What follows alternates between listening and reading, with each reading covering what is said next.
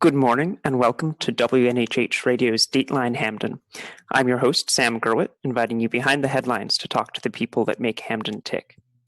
Christian McNamara and Stocky Clark are not politicians, they're not Hamden town officials, but they have created a platform about a topic that usually politicians are the ones dealing with most, and that's town finances. Thanks for coming on. Thanks for having us. First, I just want to hear a little bit about what exactly the work you've been doing is, in just a few sentences. Yeah, so I guess I can start. I'd say the work that we've been doing has been focused on trying to dig into the numbers associated with the town's finances to get a clearer picture for what's actually happening with the town, what are the challenges we're facing, and what's the likely outlook as a result of those challenges. It's exactly where I started. I retired a couple of years ago and just happened to take a look at Hamden finances and frankly couldn't believe our level of indebtedness and reliance on bonding to pay for deficits. So I got involved for that reason, hooked up with Christian, Judy Clark, and Sam Gurwitt to just try to help other citizens understand in as simple language as possible what's really going on and what the implications of it are. Mm-hmm. So you're both private citizens, right? And do you have financial backgrounds, or I should say backgrounds in financial management? You want to go, Chris? Yeah, so I'm actually a lawyer by training, although sort of my path as a lawyer has ultimately led me to my work currently at Yale, which is focused on responses to financial crises, thinking about what governments do in response to events like the global financial crisis in 2008, or frankly, what we're dealing with now. And so while I don't have sort of formal training in the sense of an MBA or anything like that, I think some of the experiences that I've had during my legal career laid the groundwork for the work that we're now doing in terms of the town's finances. But I have to say, even with that bit of background, it took me 6 months to even begin to orient myself to what I was looking at. You think about the town's audited financial statements being 100 pages long and containing, the same numbers presented in multiple different ways, budgetary basis, GAAP accounting, a blizzard of acronyms, OPEB, CMERS, et cetera. And so I would echo what Stocky said earlier. I think a lot of where we started was just knowing how much it took us to get up to speed on some of these issues, and wanting to do what we could to help other residents understand based on the work that we had already done, given how complicated it is. Yeah. My training is Master of Public Administration, but I spent 25 years in senior levels of county and state government in New York, as well as 25 years running nonprofits, just retired from Ronald McDonald House Charities. So I've seen lots and lots of balance sheets and audits and had to manage many serious freezes and financial problems, especially in New York State government, county and state, and most recently had to downsize Dutchess County Department of Mental Hygiene about 9 years ago. A severe downsizing, sort of like what Hamden has to go through now, and have worked with other states in managing restructuring of their governments. So fair amount of experience. I see. Now, Christian, I love the term you just used, a blizzard of acronyms, because that of course is something that I after a year and a half of reporting on Hamden have just barely begun to dig myself out of. Excuse me. And that's a piece of why I wanted to bring you on the show specifically, because you're not elected to deal with this stuff. You're not paid to look into Hamden finances, and it is very accurate to call it a blizzard of acronyms, OPEB, COLA, all these things that and terms like capital sweeps that no one outside of Hamden uses. So I wanted to talk to you about how a private citizen first gets interested in putting in the work it takes to start to understand this, and then how you did actually learn what all of this stuff means, and why you think it's important for people who are not town officials and are not elected officials to do this kind of work and understand something that really only 60,000 people in the world who live within the 33 square miles of Hamden actually care that much about. Right. Yeah, no, I mean, it's a great question. I would say for me personally, I moved to Hamden in, I want to say 2013, and spent my first several years here paying little to no attention to what was going on in the town. But then over time, even with sort of that little amount of tension, I would hear kind of drips and drabs of things that sort of engendered a sense of, well, maybe there's some bigger problems here that I should be paying attention to. So, you'd hear news about sort of the debt restructuring or the need to issue bonds to shore up the pension fund. And so it ultimately culminated in probably the only New Year's resolution that I've ever actually kept in my life, heading into 2019, which was to really try to get up to speed on what was going on in the town. And I have to say, by the way, that the New Haven Independent's coverage was invaluable in that effort, just in terms of like wrapping my mind around sort of the things that were happening in the town, had happened in the town. So that was a great starting point, just to kind of orient myself to who all is even involved in the town.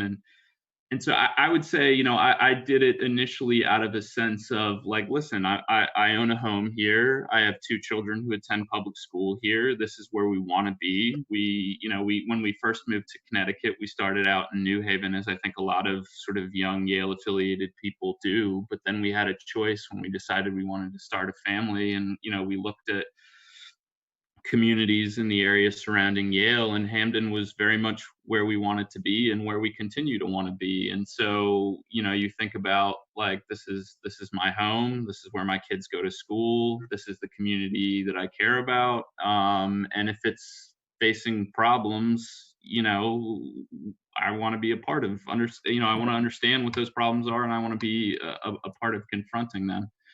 So that was my initial motivation. In terms of how I went about it, again, sort of having been oriented to some of the issues through, coverage from the New Haven Independent and otherwise, I kind of just spent time digging into financial statements, and anytime I encountered a term or a concept I didn't understand, I would write it down and then try to go do some research about it. So for instance, I had never heard of OPEB prior to first looking at a financial statement from the town. I should kind of say that for those who don't know, that stands for other post-employment benefits. Exactly. Retiree healthcare, which I wouldn't have in a million years known prior to then, Googling that and doing some reading about it. And then, just sort of making my way over time through documents, learning about things that I didn't understand, taking notes, and trying to articulate that in a way that other people who didn't have that background as well would understand. And actually that process, I would say, was also instrumental in making sure that I had a pretty firm grasp on it myself. Because if you are going to try to explain it to other people, you've got to make sure you've got a pretty good grasp on it. Yeah, when I retired, I had no intention whatsoever of going back into government or getting involved in government. But when we started talking and meeting, I remember last year I sort of spoke in front of the Legislative Council saying you should declare a financial emergency. And most of them looked at me like, "What, are you kidding?" And someone followed up by saying, how do you understand what's going on? I said, it doesn't take much to understand what's going on here. We just buy new credit cards whenever we want to, keep going. We're like a person who doesn't know how to control their spending. At any rate, when we got linked up with Christian, and every time Christian would produce a new table, it would be astounding to me. I mean, I'm astounded. I'm astounded that every one of those 60,000 people, including Christian's 2 children, owe $18,000 each in long-term debt. Each. And yeah, you're kidding, Christian. Come on. But that's public information, as is all of our information. Or to have a mill rate that's the 6th highest in the state. But far more important, finding out each time we looked that we would keep borrowing money even when it costs us 5.7% to float a bond, we would float a bond. All the while, the mayor saying, "Well, everything's fine, don't worry about it," and even declaring us naysayers and complainers and so on. It just is very motivating to see how far in trouble we were, and now how close to really a disastrous financial situation we are, which has been exacerbated by the pandemic, of course. But it didn't take much. Christian wasn't kidding when he said, "How are we going to get through the next 2 months?" If the mayor doesn't tell us what the true debt is, we know that it's at least 11.8, but he's refused to tell the Legislative Council what the projected deficit is for 2020. Well, if you have a projected deficit of 11.8 or 15 or 20 or whatever the number is, and you're a Legislative Council person and you don't know what that number is, and you don't know what the plan is to pay it back, how can you possibly deliberate a budget? These folks spend 3 hours a night, do you realize this, trying to figure out. They're flying blind, and they're complaining, they're asking, they're begging, they're being nice. It's astounding to me, back to the original term I used, that we've conducted business this way. I should include here that the $11.8 million estimate comes from projected revenue or projections of revenue and expenses by department heads included in the mayor's proposed budget. And those are... No. Projected by the mayor for the end of 2020. Forget the 2020 budget. Forget the 2021 budget. We're still in 2020. In 2020. But those projections that were used to calculate that number, you had access to through the budget. Is that correct? That's right. Yeah, there in the proposed budget for 2021, there are projections for how 2020 is going to end up, expense line by expense line, revenue by revenue line. And so by adding all of those up, you can get kind of the overall picture. And what the overall picture appears to be is again that as of the time of the release of those figures in connection with the proposed budget, that we're looking at potentially an almost $12 million deficit. And frankly, that was with projections that, to my eye, in many cases, were still overly optimistic in light of, what we're currently dealing with on the pandemic front. Right. And I should just say that those numbers, of course, have not been verified by any members of the administration. Though the administration has not given a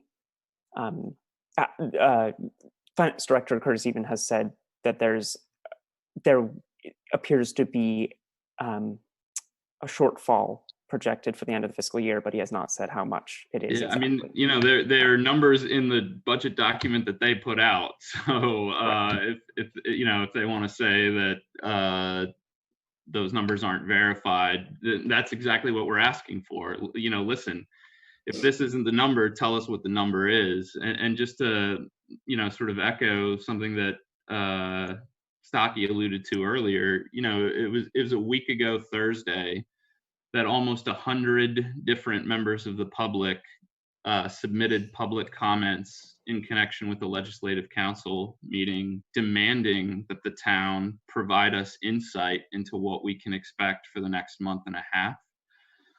And subsequent to that public comment period, you had a Legislative Council, which at times has struggled to agree on anything, unanimously conclude that requested budget transfers should be tabled until the administration provides that information. So, there is very clearly a demand on the part of the residents of this town for this information, and it hasn't been provided yet. And the lack of that information means, I would echo what Stocky said. In a sense, we're flying blind in terms of knowing what to expect over the course of the next month and a half, and how to think about what we need to do from a budgetary standpoint for the next fiscal year, because we don't know in what position we'll be starting the next fiscal year as a result of what will unfold over the course of the next month and a half. Right. No, those 90 testimonies at last Thursday's council meeting, I wanted to talk about too, because those, I think, are indicative of, correct me if I'm wrong, but it seems that those sort of signaled that you have created a following over the course of this year and this winter. And of course, you were invited by the Hamden Democratic Town Committee to give a presentation on the town's finances. I should also note that the Democratic Town Committee has recently undergone a pretty significant change, and I think the previous one likely would not have invited you to do so, but it's now composed of many members who have been very vocal critics of the way that town finances have been handled in the past. And then last Thursday, there was sort of I think it took Council President McNamara about an hour to read all of the letters that were emailed in, right. Even though a vast majority of them were just 4 lines, maybe, saying pretty much the same thing, demanding transparency, saying that the council should table transfers without the same information. And from what I've seen, it seems like that is due in large part to the work that you've done educating people about town finances, and seems to echo a lot of the things that you've been saying. How did you build that following? Yeah, I mean, I think if our initial concern was that the information being shared at the town level was not fully transparent, we kind of decided to take the exact opposite tact, kind of radical transparency. So any document that I have ever put out containing a number has supporting documentation showing not only the specific document that I got the number from, but where possible, the actual page. And so, my sense of it is, listen, we're just sharing information. We've tried to do it in a very even-handed way without having it be an exercise in name calling or casting blame. And I think there are a number of residents in town who were hungry for this kind of information and the documentation associated with this type of information. and so I think just sort of over time, the more material that we put out, sort of the more people have responded to it, and over time, we've generated a bit of a following, which I certainly appreciate. The folks who have taken the time to look at our material, have asked questions about it, and then when we've suggested to folks that now is a good time to reach out to legislative council members to share your concerns, they've responded, and I think that's a great thing. And I think the result from last Thursday night demonstrates how powerful it is. Mm-hmm. Yeah, we've tried to display everything as honestly as we could. We've stayed apolitical, even though there are any number of people who preceded us on the political side who were doing everything they could to try to point to this issue. By staying apolitical, I think it helps, because this is an economic problem. It's not a political problem from our point of view. It's an economic problem, and it should be dealt with that way. Mm-hmm. Yeah, and I think for those who haven't been following Hamden politics very closely, there has been a tendency in the last year among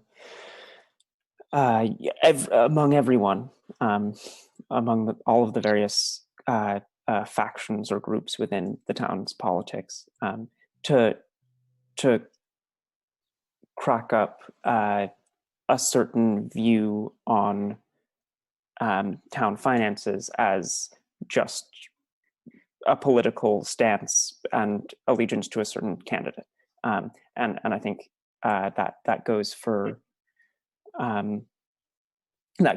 people on all sides of the political spectrum in the town, and so just by way of explanation. Now, Stocky, I wanted to hear a little bit more about the work you did in New York, because Hamden right now, as McNamara has said multiple times, he wants to be crafting an austerity budget right now. Or he doesn't want to be. He finds himself in a position where he is forced to. What is an austerity budget? And I think we can throw around that term a lot, but the budget is what funds essential services that you can't cut. You can't get rid of your fire department. Right.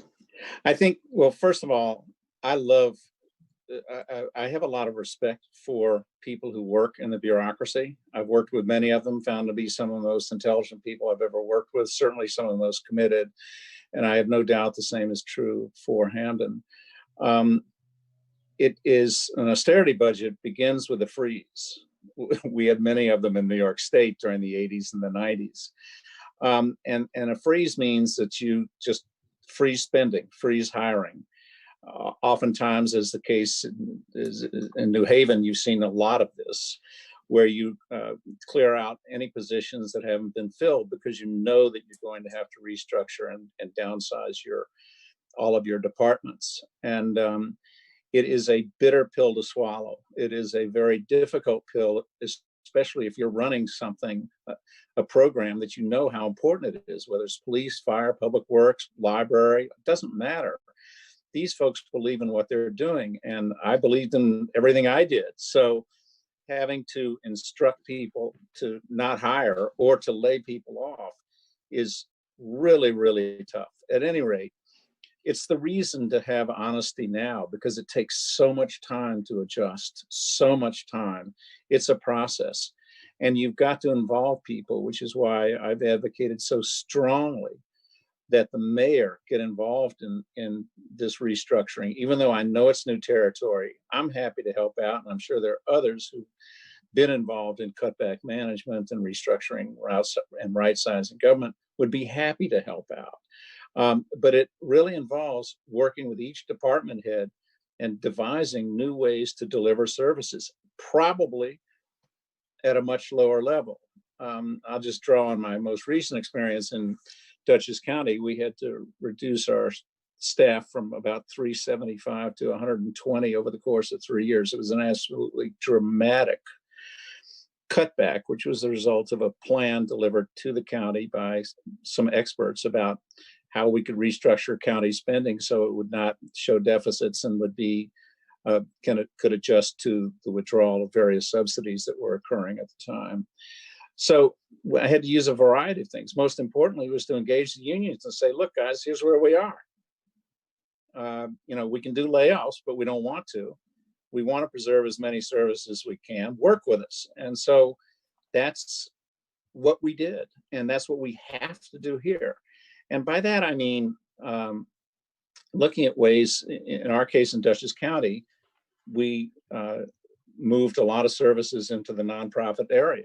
And I'm sure you don't have time now for a description of how we did all that, but basically we allowed workers to retire and then go to work for the nonprofit, and which many police folks do now. They retire and they go and teach at Southern or wherever, and it's called double dipping. It's legal, and it's a great idea for people who want to supplement their pension. At any rate, figuring out how to partner. I don't know if what the fire department can do. I do know that they've got a number of people who are ready to retire.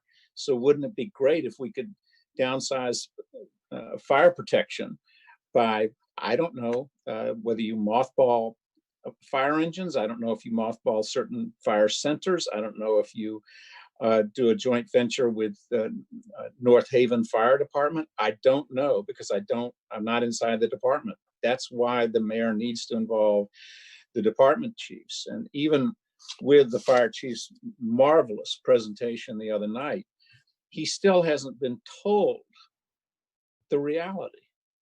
He hasn't been told that we're going to have to adjust to a government that's, I don't know, maybe 60%, 80% is as big as it is now.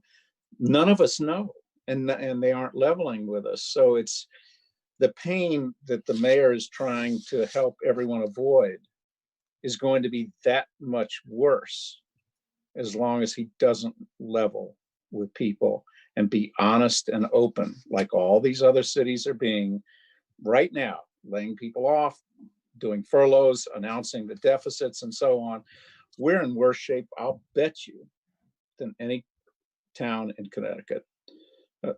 Look at New Haven. They have twice the budget we have and half the indebtedness.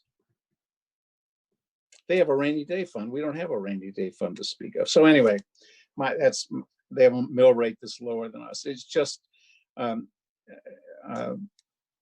so I've done a lot of this cutback, but it gets down to people.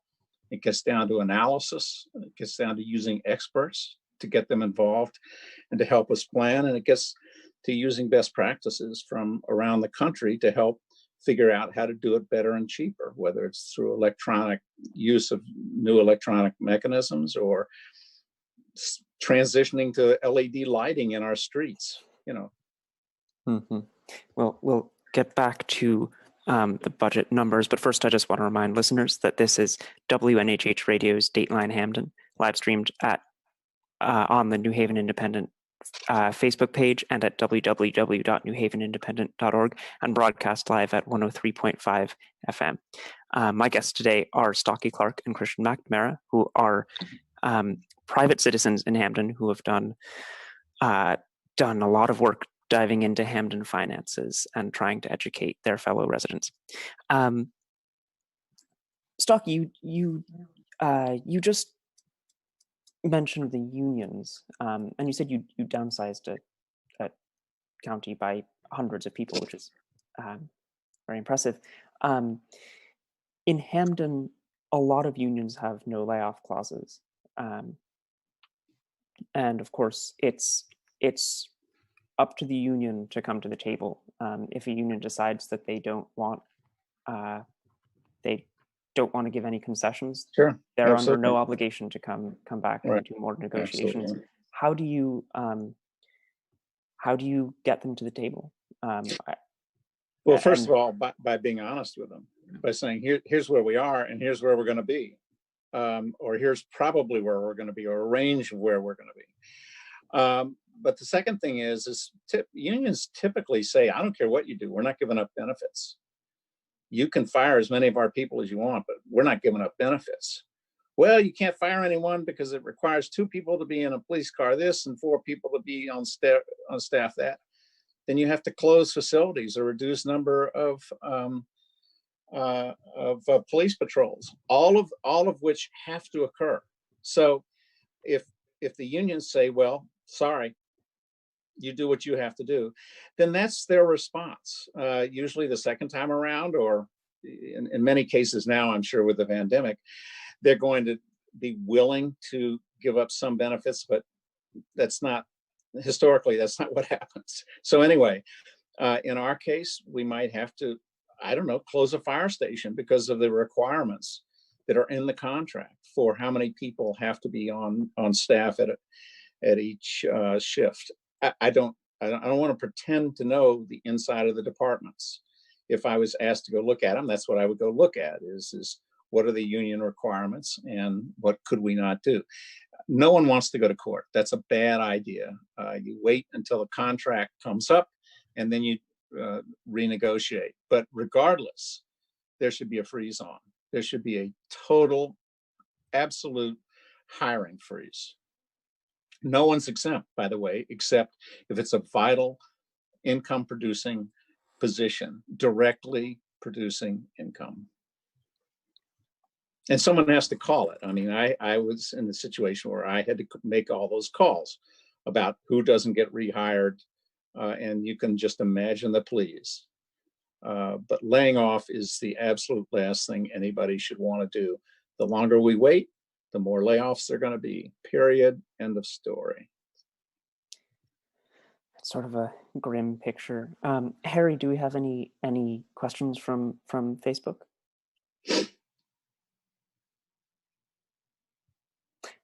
I will take that as no.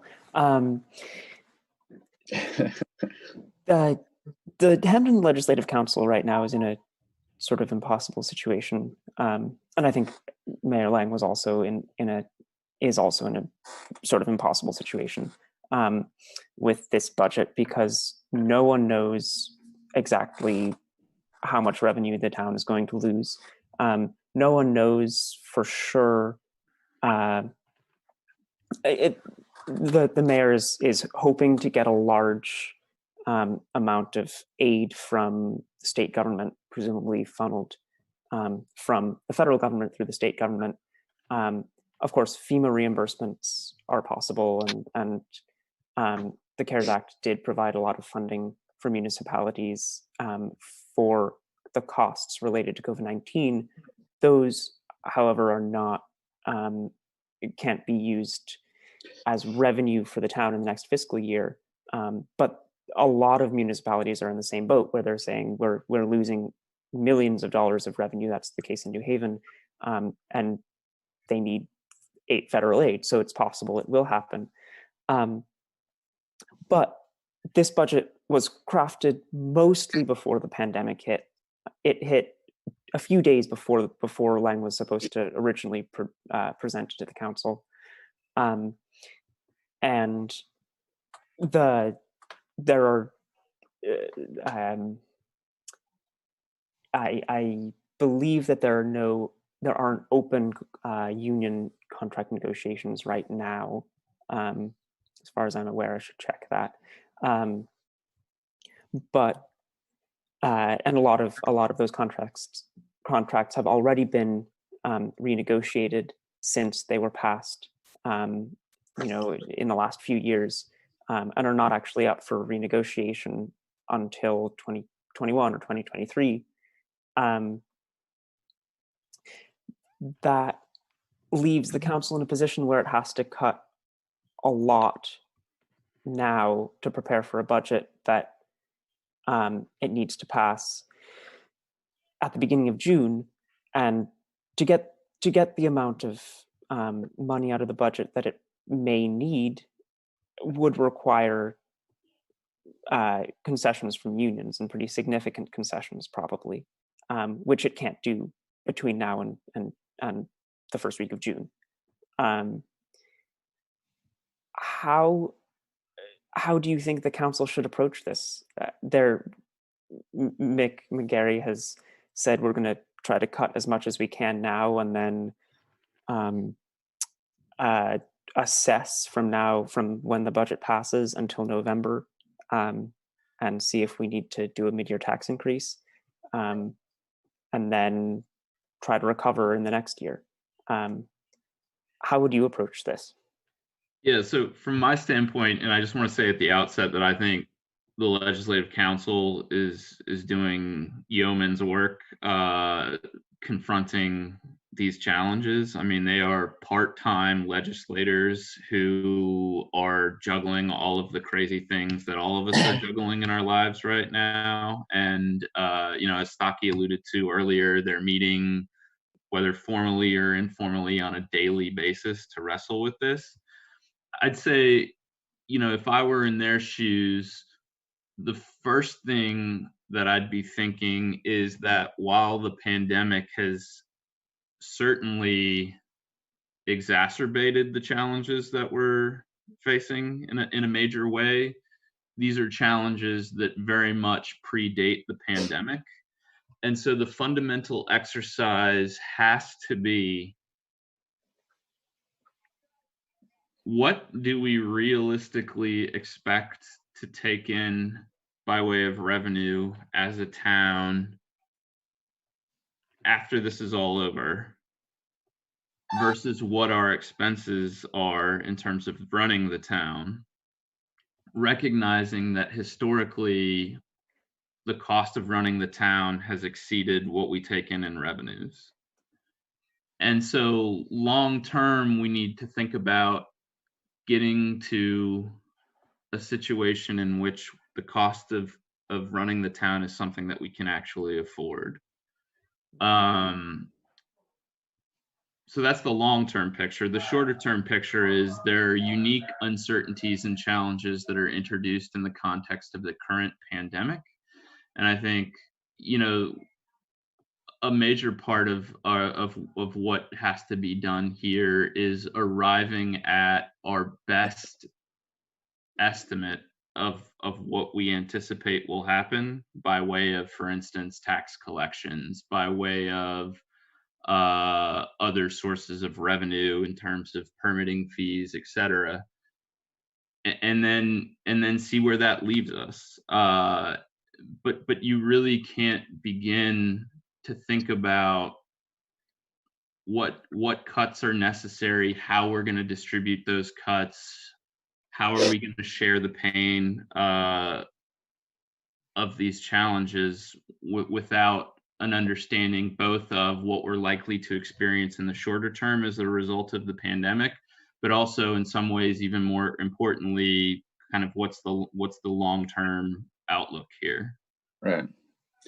I would just say that, I think there are two tracks. One track is what, this Legislative Council, I totally agree with what Christian's saying. It's incredible what they're trying to accomplish. And I think, on the one hand, one track is what I think Chairman McGarry is trying to do, which is to really examine the line items, revenue and expenditure, and come up with as much of a balanced budget as it can. And then at the end of the day, on June 4th, they do across the board cuts to reach their goal to balance the budget. So that's one way of doing it. The second track is really a little longer term, and that is figure out what can be done and what is going to happen. In other words, how close to actually declaring bankruptcy are we, or how desirable is it to go under MARB protection? The legal counsel should be looking into all those things, but also they should be pursuing, trying to figure out what kind of shortfall we're going to get in sales tax revenue from the state, because I think it's 45 million, something like that, comes from the state.